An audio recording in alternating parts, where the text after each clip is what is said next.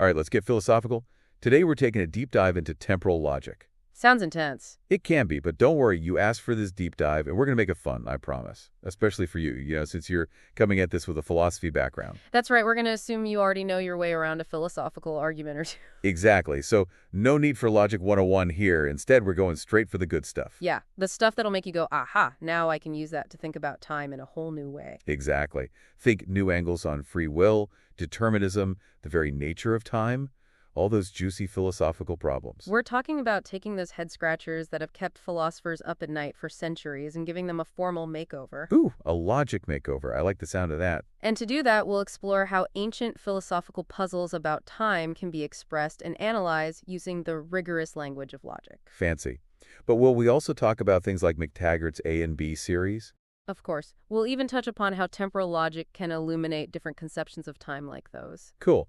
But maybe before we go full-on logic nerd, Haha, right. maybe we should start with something a little more familiar, a classic philosophical puzzle to ease us in. Perfect. A great starting point is the problem of future contingents. Ah, yes. That old chestnut. Aristotle's sea battle example is a classic illustration. The one where we're asked if the statement, there will be a sea battle tomorrow, is true right now, even though the future hasn't happened yet. Exactly. It's a problem that has fascinated and frustrated philosophers for centuries. Gets right to the heart of truth, time, possibility. It's a deep rabbit hole for sure. And it pops up everywhere. Diodorus, Cronus, William of Ockham, even the Bible wrestles with these ideas in its own way. Wow, so we've got this ancient puzzle about the truth of future statements, tangled up with those massive debates about free will and determinism. Yep, it's all connected. So where does temporal logic come into the picture? Well, that's where things get really interesting. Back in the 1950s, a philosopher named Arthur Prior was wrestling with these very issues. Oh, I've heard of him. And he thought, I need some serious logical tools to sort this out. And that's basically how temporal logic was born, or at least what we now call temporal logic. Back then, it was called tense logic. So Prior was like, hold my beer, I'm going to invent a whole new logic to deal with time. Pretty much. And that is the star of our deep dive today. Intriguing. But before we dive into the specifics of Prior's system, how do logicians even represent time when they're building these formal systems? That's a great question because it really shakes the kind of logic you can build. There are two main approaches. Okay, lay it on me. First, we can use points. Think of them like instants, tiny snapshots of time. So like capturing a single moment. Exactly. The other approach is to use intervals. Those represent stretches of time, like, say, the duration of this deep dive. Okay, I can picture that, points and intervals. But why does that choice even matter philosophically? Seems pretty technical. Ah, but you know what they say, the devil is in the details. And sometimes those details have really profound philosophical implications. I've been burned by those details before. So for example, think about our immediate experience of time. It feels like a series of nows, right? It does, yeah, like a constant flow of present moments. Right. So if we want to ground our understanding of time in that direct experience, we might lean towards a model based on instants, kind of like McTaggart's A-series view of time. Ah, so the way we model time and logic can actually reflect different philosophical positions on the nature of time. Precisely. On the other hand, if we want to emphasize the way events flow into one another, a model based on intervals might feel more natural, more like McTaggart's B-series. So even before we get to the logic itself, our very choice of how to represent time is already entangled with these big philosophical debates. Exactly. And using these models, whether based on points or intervals, we can formally define a whole range of properties of time. We can talk about time being linear, meaning it flows in one direction, or branching, where the future splits into different possibilities. Like a choose-your-own-adventure novel. Aha, exactly. We can explore dense time, where between any two moments there's always another one, or discrete time, where moments are distinct, like clicks of a clock. So instead of just having these vague ideas about time, we can actually analyze its structure with real precision. Exactly. Though, gotta be honest, some properties of time, like the idea of continuity, are tricky to capture formally. We might need to get into higher-order logic for that, but that's a whole other story. A story for another time, perhaps. Haha, maybe. But for now, let's stick with the revolution that Arthur Prior brought about with his tense logic. Sounds good to me. So how did Prior actually capture those tricky temporal notions? The it was the case and it will be the case kind of statements. Did he just throw some time words into regular logic? He did something much more radical. He brought time inside the logic itself, made it a core part of the system rather than just an add-on. Whoa, that sounds intense. How did he do that? He introduced these special temporal operators, kind of like the modal operators you might know from modal logic, but instead of dealing with possibility and necessity, they deal with the past and the future. Okay, I'm intrigued. What are these temporal operators? Give me the symbols. All right, here they come. First up, P for past. So P followed by a statement means it was the case that. Then we have F for future. That means it will be the case that. Okay, those are pretty straightforward. Right, and then to capture those always concepts, we have H for always has been and G for always will be. Ooh, I like it. I can already see myself dropping these into philosophical arguments. But can you give me a quick example, something snappy to make these feel more concrete? How about this? It will always be true that Plato wrote dialogues. Nice.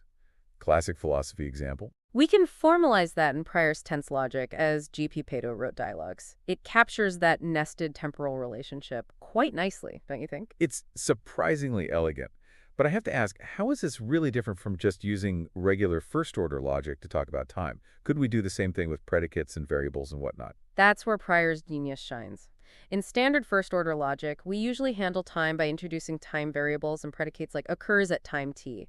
But prior tense logic bakes those temporal notions directly into the operators themselves. It's a fundamental shift in perspective. Okay, I see the difference. But just for clarity's sake, could you briefly touch on how prior tense logic could be translated into first-order logic, just to see the connection? Sure, we won't get too technical, but essentially, each of those temporal operators can be mapped onto a more complex first-order expression.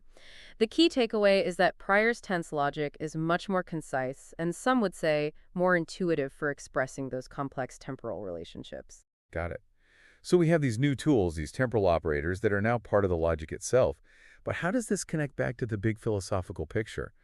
I'm dying to see how this plays out in those classic debates about time. Now you're talking. Remember McTaggart's A series and B series of time? Of course, how could I forget? The A series is all about that lived experience of time, with the ever-shifting now always dividing the past from the future.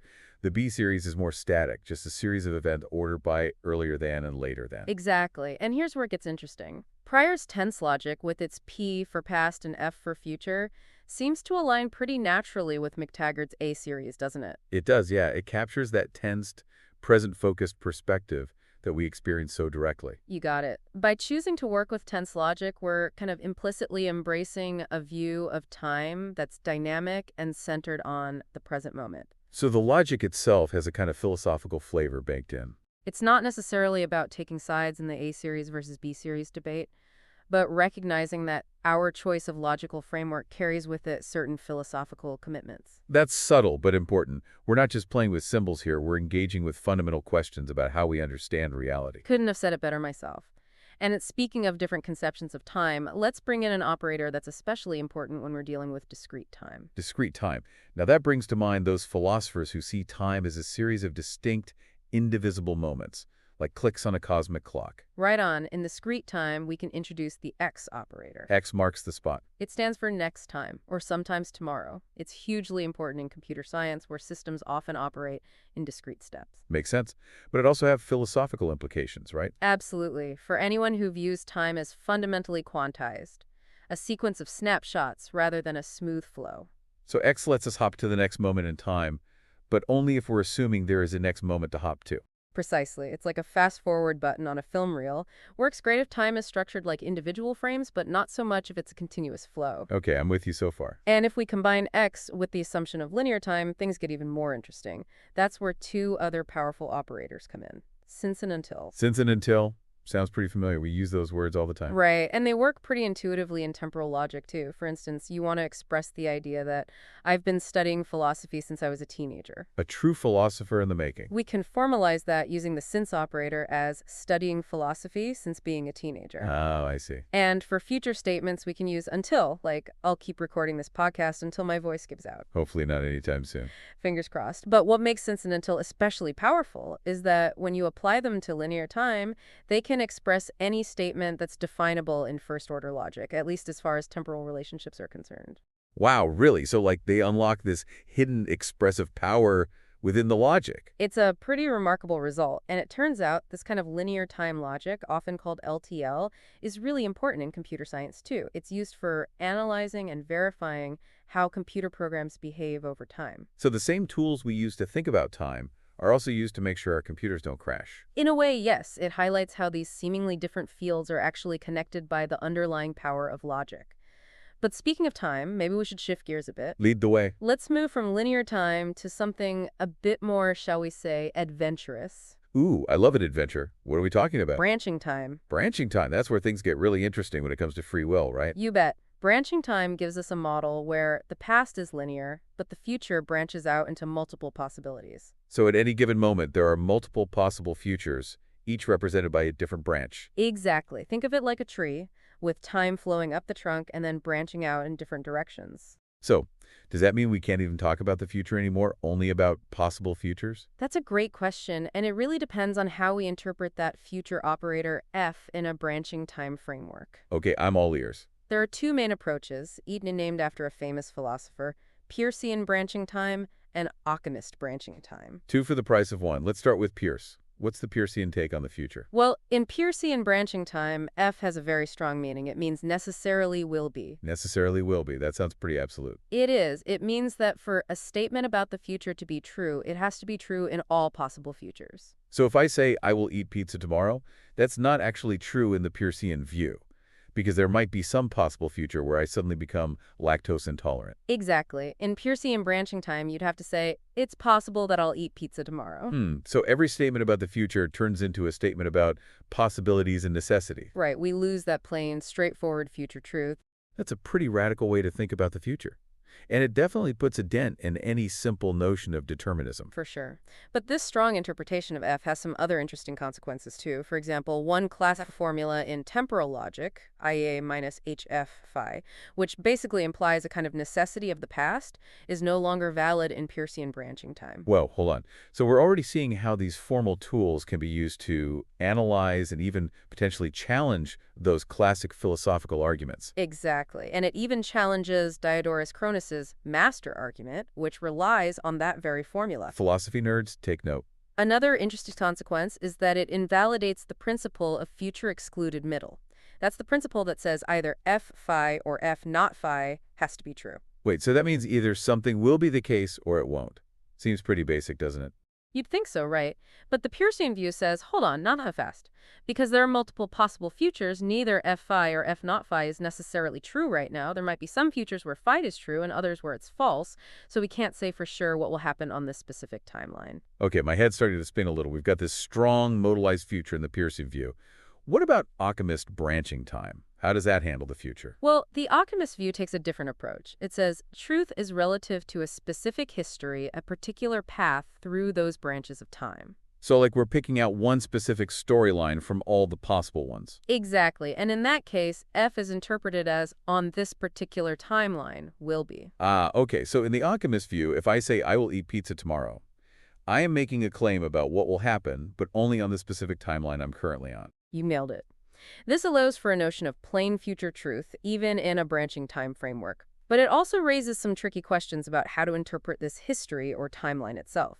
Is it the actual predetermined course of events, or is it more like an auxiliary parameter we use to make sense of future truth? Those are some deep philosophical waters.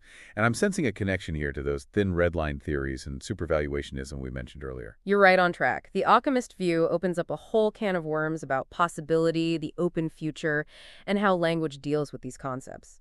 But before we get too lost in those weeds, maybe it's time to look at a different way of modeling time altogether. One that moves away from instants and embraces intervals as the fundamental building blocks. Intervals, as in stretches of time. Sign me up. I'm curious to see how that changes things. Interval-based logics offer a really unique perspective on temporal reasoning.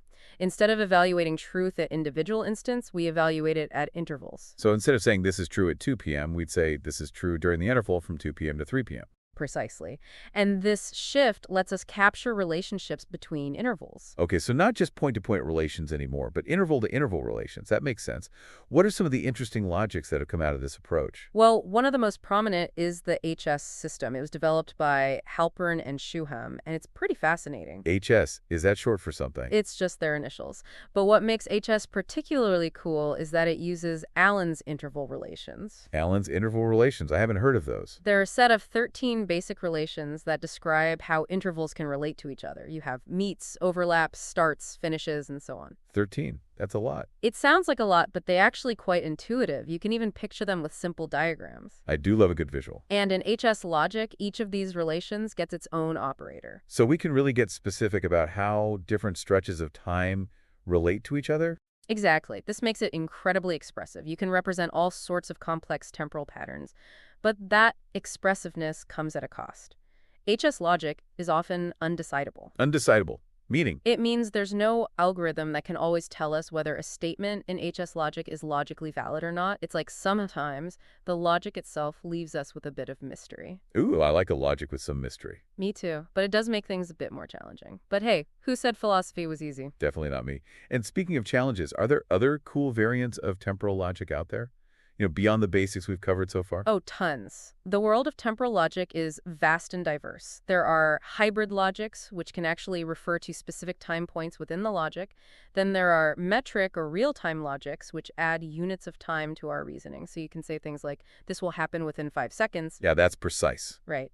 And then there's quantified propositional logic, which kind of blurs the line between propositional and first-order logic. It's like there's a whole universe of temporal logics out there, each with its own quirks and capabilities. And it's worth remembering that good old Arthur Prior, our temporal logic pioneer, actually had a hand in developing many of these. He really laid the groundwork for a rich and ever-expanding field. Impressive. It's like he gave us the keys to the temporal logic kingdom, and now we're free to explore all its hidden corners. That's a great way to put it. But so far, we've mostly been at the propositional level, dealing with statements and their truth values.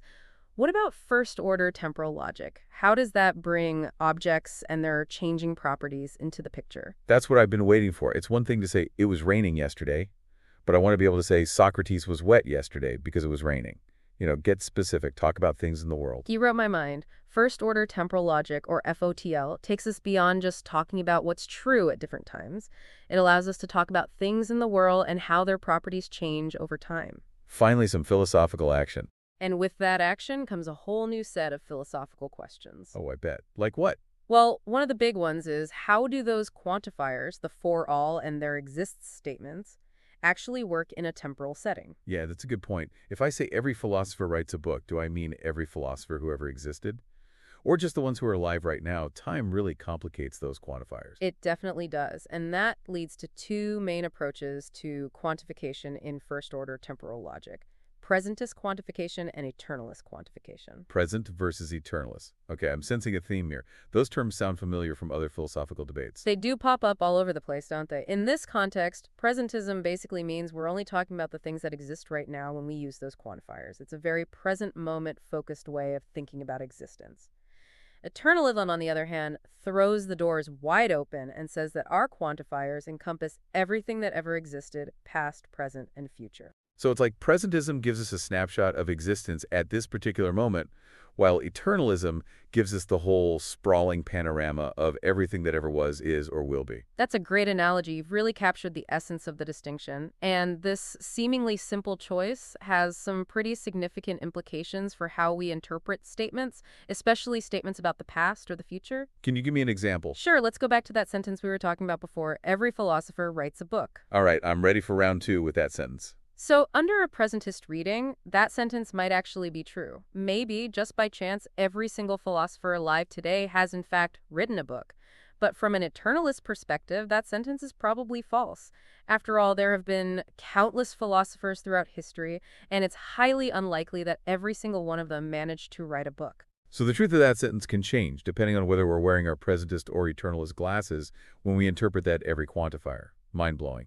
It really shows how a seemingly straightforward statement can become a philosophical minefield when we add the element of time. It's a perfect example of how temporal logic forces us to be more precise with our language and to confront those hidden assumptions that we often carry around with us. And speaking of confronting assumptions, there's a famous formula in modal logic that gets even more interesting when we bring it into the world of temporal logic, the Barkin formula. Ooh, the Barkin formula. It sounds almost mythical. What makes it so special in a temporal context? Well, think of the Barkin formula as a kind of bridge between those quantifiers, which tell us about what exists, and the modal operators, which in temporal logic are our trusty friends f and p, telling us about what's true at different times. The Barkin formula and its converse essentially allow us to move those quantifiers in and out of the scope of those temporal operators. So it's like we're playing a game of logic chess, moving those quantifiers and operators around to see what happens. Exactly. And the philosophical question we're trying to answer is this: is the Barkin formula and its converse valid in a temporal logic? Valid meaning it always holds true no matter what. Right. And the answer, as you might expect in philosophy, is it depends. Of course. Depends on what, in this case. It depends on our underlying assumptions about how existence and time are connected, specifically about those domains of quantification and how they change or don't change over time. Okay, give me a concrete example here. My brain needs something to latch on to. Okay, picture a world where we're working with something called constant domain semantics. In this world, everything that ever exists is always part of the domain, no matter what point in time we're talking about. In that kind of setting, the Barkin formula tends to be valid. It holds up under scrutiny. So in that world, existence is like a fixed set, and time just kind of flows over it. Exactly. But things get a lot trickier when we move to a world with varying domain semantics. In this world, the domain of what exists can actually change over time. Things can pop into existence and then disappear. And in those cases, the Barkin formula might not always hold true. So the validity of this seemingly abstract formula can actually reveal something about our deepest assumptions about how time and existence are related. That's the beauty of it. It's like a window into those fundamental philosophical commitments that we often make without even realizing it. It's like those assumptions are hiding in the logic itself, waiting to be uncovered. Exactly. But we've been focusing on first-order temporal logic all by itself. What if we start mixing it with other types of logic? Think epistemic logic, logic of agency, even spatial logic. Ooh, now we're talking. My interdisciplinary heart is fluttering with excitement. Give me the details. Imagine combining temporal logic with epistemic logic, which focuses on knowledge and belief. This would open up a whole new avenue for exploring how knowledge changes over time. We could ask questions like, what does it even mean to know something in a temporal context? Does knowledge persist over time? Or does it fade, get updated, or even completely disappear? Wow, those are great questions. It's like taking those classic debates about knowledge and belief and adding this whole new dimension of temporality. Exactly. We could even use this combined logic to analyze real-world scenarios, like the reliability of eyewitness testimony or the challenges of historical interpretation. This is getting me really excited.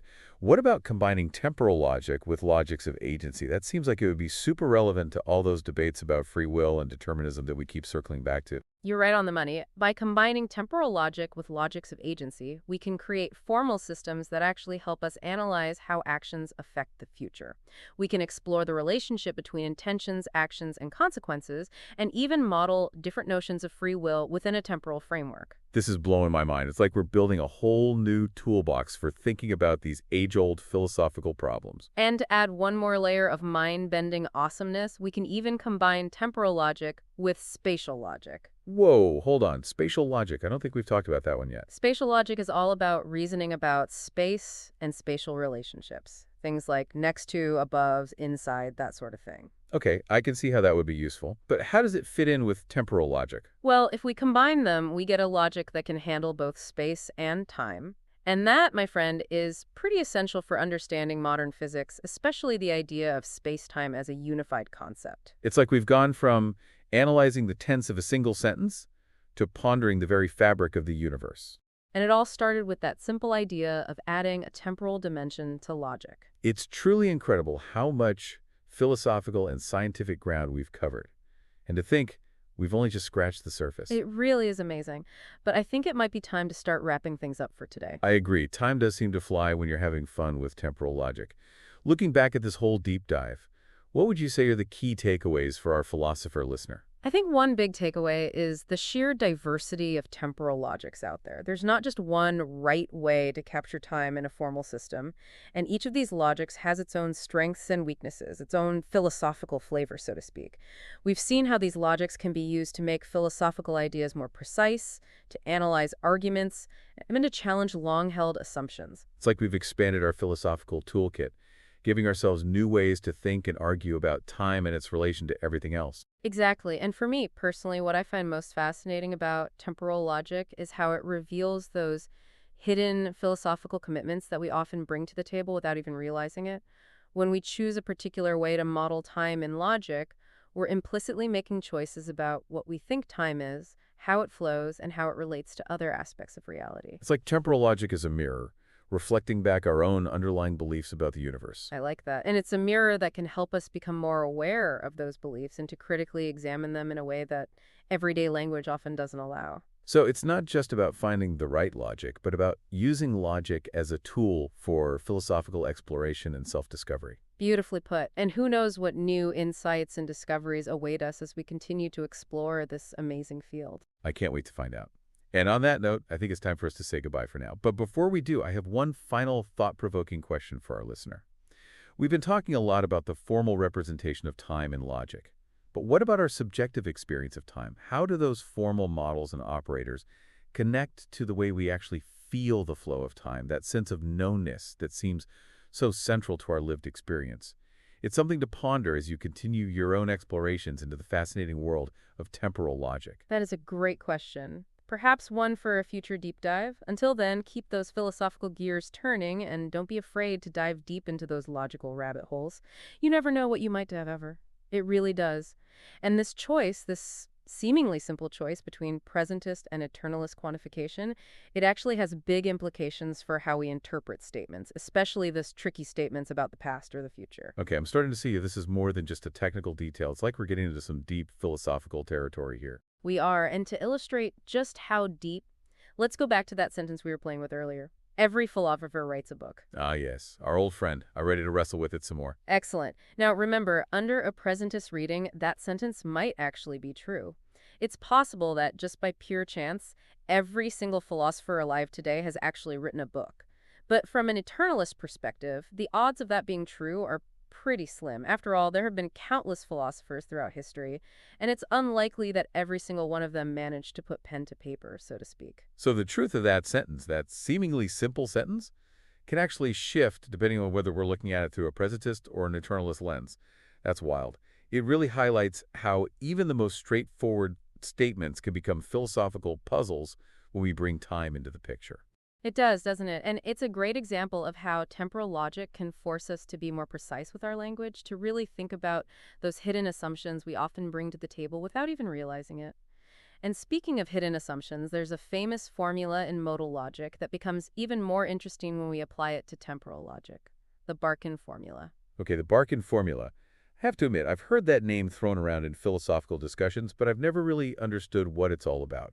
Can you break it down for me? What makes it so intriguing in the context of temporal logic? Of course. Think of the Barkin formula as a bridge. It connects those quantifiers, the for all, and there exists that tell us about what exists, with the modal operators, which in temporal logic are our F and P, the operators that tell us about what's true at different times. Essentially, the Barkin formula and its converse allows us to shift those quantifiers in and out of the scope of those temporal operators. It's a bit like a logic puzzle, seeing how these different pieces fit together. So we can play around with the order of those quantifiers and temporal operators, and depending on how we arrange them, we might get different results. You got it. And that leads us to a really intriguing philosophical question. Is the Markin formula and its converse valid in temporal logic? Valid meaning it always holds true, no matter what. Exactly. And the answer, as with many things in philosophy, is it depends. Okay, I should have seen that coming. Depends on what in this case? Well, it depends on our underlying assumptions about how existence and time are related. Specifically, it hinges on how we think about those domains of quantification. What things are we actually quantifying over when we use those for all and there exist statements? And how do those domains change or don't change over time? Okay, this is where my brain starts to feel a little overloaded. Can you give me a more concrete example of how this plays out? Sure. Imagine we're working with what's called constant domain semantics. In this world, everything that ever exists is considered part of the domain, no matter what point in time we're talking about. So past, present, future, it's all one big, unchanging set of things that exist. In this kind of setting, the Barkin formula tends to be valid. It holds up under scrutiny. So in this constant domain world, existence is like a fixed set, and time just kind of flows over it. That's a great way to visualize it. But now, let's imagine we shift to a world with varying domain semantics. In this world, the domain of what exists can actually change over time. Things can pop into existence and things can cease to exist. So it's more dynamic. Existence itself is fluid. Exactly. And in those cases, the Barkan formula might not always hold true. It starts to break down at the edges, so to speak. Wow, so the validity of this seemingly abstract technical formula can actually tell us something about our deepest assumptions about how time and existence are related. It's like those assumptions are hiding in the logic itself, waiting to be uncovered. You've hit the nail on the head. The Barkan formula acts like a litmus test, revealing whether we're implicitly committed to a view where things pop in and out of existence, or whether everything that will ever be, in some sense, already is. It's a really powerful tool for exploring those foundational questions about being and becoming. This is mind-blowing. But we've been so focused on first-order temporal logic all by itself. I can't help but wonder, what happens when we start mixing it with other kinds of logic? Like, could we combine it with epistemic logic, the logic of knowledge and belief? Or maybe even with logic of agency, which deals with actions and their consequences? Absolutely. That's where things get really exciting, in my opinion. Combining temporal logic with other logical systems is like creating a whole new set of tools for analyzing complex phenomena that involve not just time, but also knowledge, action, and even space. My brain is buzzing with possibilities. Give me some concrete examples. I need to hear how this plays out in practice. Okay, imagine weaving together temporal logic with epistemic logic. This would give us a way to explore how knowledge itself changes over time. We could ask questions like, what does it even mean to know something in a temporal context? Does knowledge persist unchanged over time? Or does it get updated, revised, maybe even completely forgotten? Those are great questions, and it makes me think about how we rely on memory, testimony, and historical records to access knowledge about the past. All of those sources are subject to change and interpretation over time. It's like we're taking those classic debates about knowledge and belief and adding a whole new dimension of temporality. Exactly. And we could use this combined logic to model how individuals and communities acquire, share, and revise their knowledge over time. It could even help us analyze the reliability of different sources of information, especially when we're dealing with events that happened in the past. I love how this is bridging the gap between abstract logic and those real-world issues of how we understand and interpret the past.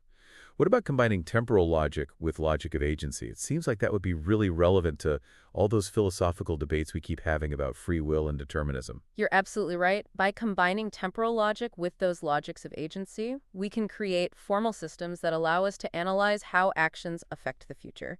We can explore the relationship between intention, action, and consequence, and even start to model different notions of free will within a temporal framework. This is incredible. It's like we're building a whole new conceptual toolbox for tackling some of the most enduring philosophical puzzles. And it gets even wilder. What if we combine temporal logic with spatial logic? Whoa, hold on. Spatial logic. We haven't even touched on that one yet. Fill me in. Spatial logic focuses on reasoning about space and spatial relationship, things like next to, above, inside, that sort of thing. It allows us to capture those spatial aspects of our experience in a formal way. Okay, I can see how that would be useful in its own right, but how does it connect with temporal logic? I'm having trouble wrapping my head around that combination. Well, when we combine them, we get a logic that can handle both space and time simultaneously. It allows us to reason about events and objects, not just in terms of when they happen, but also where they happen. And that, my friend, is essential for understanding modern physics, where space-time is the very fabric of reality. Whoa, we've gone from analyzing the tense of a single sentence to pondering the structure of the universe itself. That's quite a journey. It is, isn't it? It's a testament to the power of logic to take us from the mundane to the profound, from the everyday to the cosmic. Well said. And on that note, I think it's time for us to wrap up this deep dive into the fascinating world of temporal logic. We've covered a lot of ground, from the basics of tense operators to the complexities of first-order temporal logic, branching time, interval logic, and even those mind-bending combinations with other logical systems. It's been quite a ride, and I hope our listeners, especially those with a philosophical bent, have come away with a renewed appreciation for the power of logic to help us understand time, existence, knowledge, action, and even the very fabric of reality. I second that. Temporal logic offers a unique and incredibly powerful lens for examining some of the most fundamental questions that humans have been grappling with for centuries. It's a field that's full of surprises, challenges, and most importantly, opportunities for deep and meaningful exploration. So to all our listeners out there, keep those philosophical gears turning. Don't be afraid to dive into those logical rabbit holes, and who knows what amazing insights and discoveries you might uncover. Until next time, happy philosophizing.